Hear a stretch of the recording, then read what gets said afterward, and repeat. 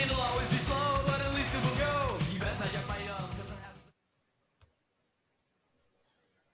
Freeze plugs, frost plugs, block plugs, expansion plugs, core plugs, Welch plugs, whatever you want to call them. I'm going to show you how to remove them. Except Welch plugs, you weirdo. I don't want any part of that. A little bit of penetrating lube can help. Freeze plugs were originally used because water was used as coolant, and if it froze, it would expand and then crack your block as it turned to ice. A freeze plug would simply push out of the engine and maybe save it from catastrophic damage. There it is.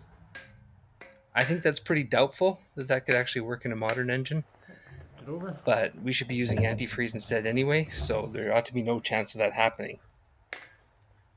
Freeze plugs still remain as a byproduct of the production process, however.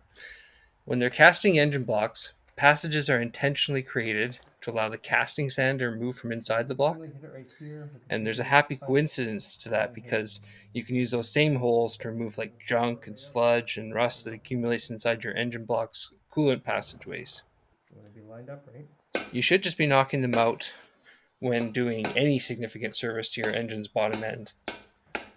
Not just to clean between cylinder cores, but because sometimes an expansion plug that appears perfectly fine on the outside can have significant rust on the inside, and then that can lead to a failure unexpectedly.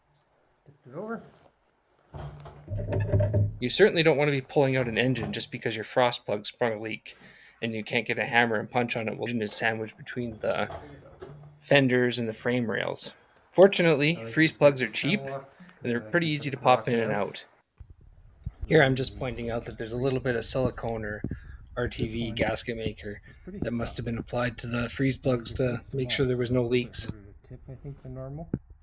It looks like there's some silicone or something put in here. I don't just get a punch. You can line up your punch on the flat part just near one of the edges to knock them out.